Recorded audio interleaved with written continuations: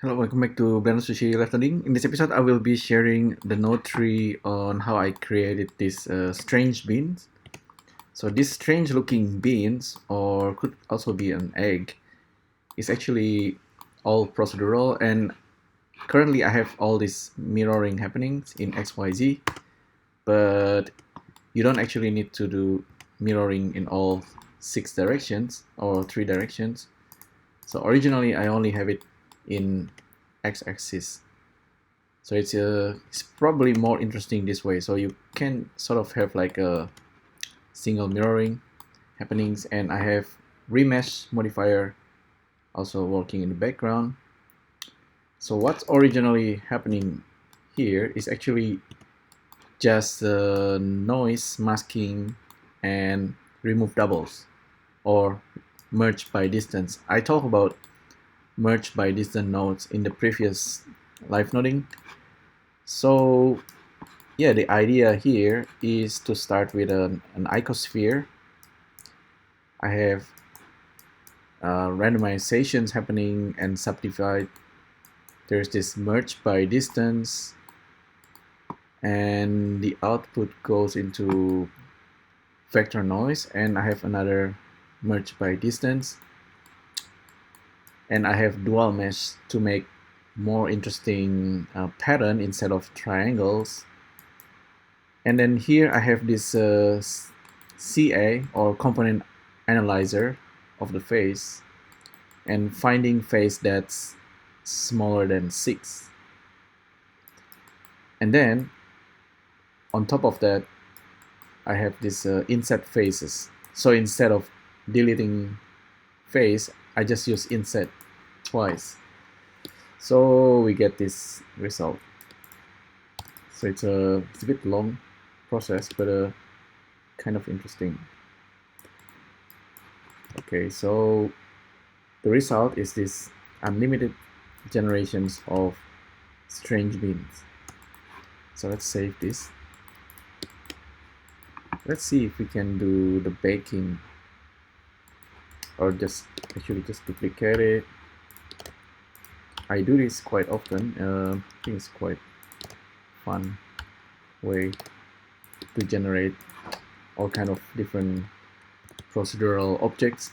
Or you can actually file, export, save OBJ animation sequence. So let me show it to you. If we have one, if we want 50 of these objects, file, export, OBJ, selection only, animation, and save it into a folder. So it's not like mixed up together with other files. And then you go into desktop, new folder, and you have all these strange beans being generated. Just sort it by kind. So let's have a look. So this one currently doesn't have material, but you can add material before you export.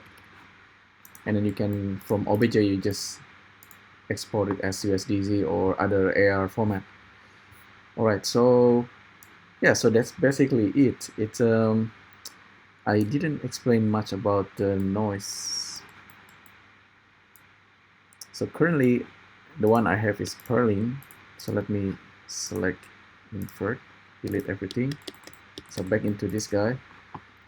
I'm using Perlin. I can use Blender or Perlin News or Voronoi. It should give different result. Apparently not as much as I want to. Probably we can have more variations if we have more details.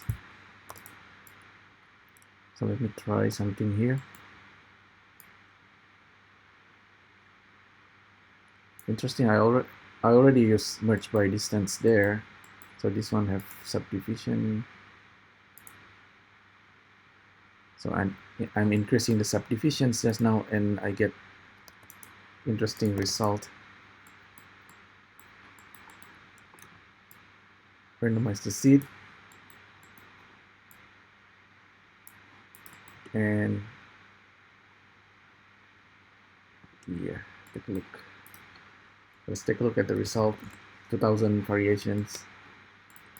Yeah, I think it's a good idea to just give it a material.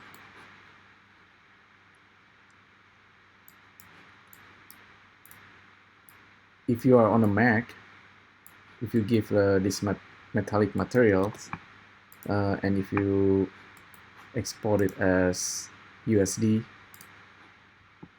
you can get a pretty good result. So you can see this preview, and you can convert it into USDZ for AR. Okay, so let's take a look at this a little bit more. The key here is actually just the noise and the remesh.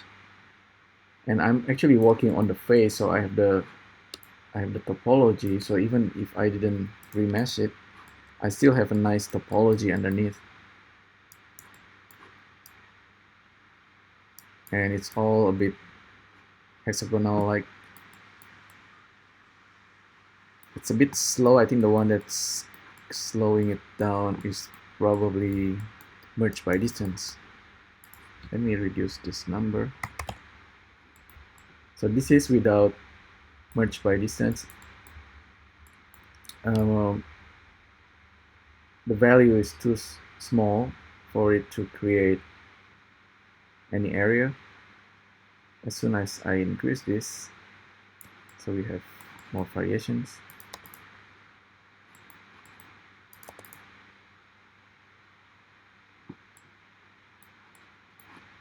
But if you remesh, of course, once you turn on remesh, once again you get this kind of hole, something that's more like a single surface objects.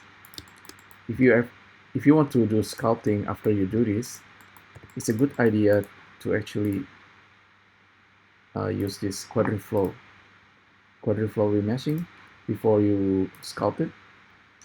This will try to make a nicer topology underneath the surface. So then you can go to sculpt mode and sculpt it a little bit more. Oh, by the way, I made a mistake. I have to apply this first. So let's say you have this strange bean, you duplicate it and you apply. Now you want to use quadriflow.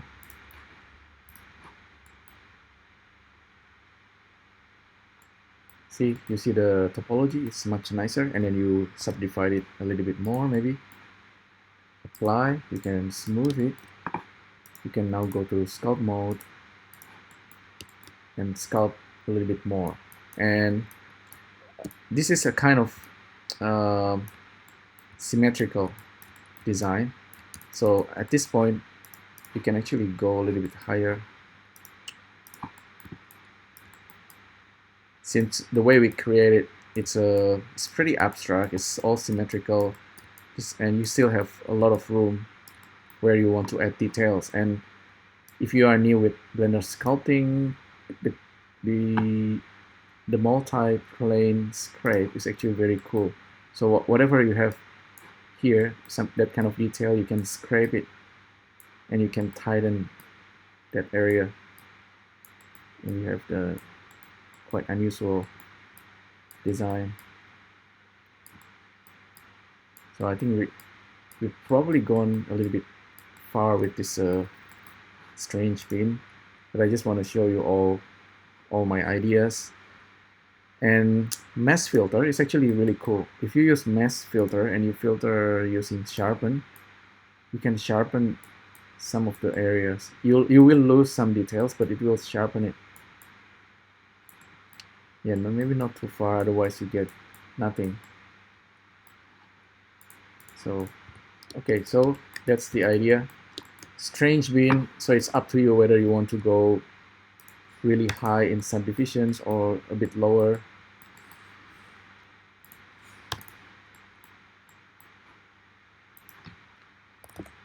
basically a way to get some kind of form to get you started with.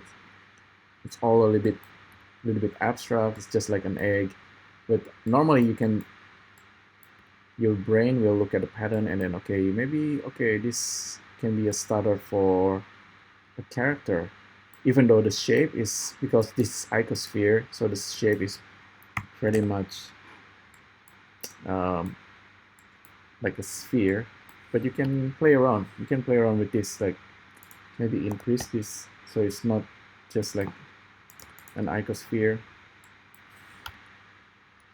You have unlimited variations of design. Maybe tomorrow I'll continue with this idea and turn it into some kind of mask. Cut it in half, you get some kind of mask, kind of like a Mexican wrestler mask. Anyway, that's how I created these strange beans. Hopefully you'll find this useful. Let me know what you think, and I'll see you next time. Bye.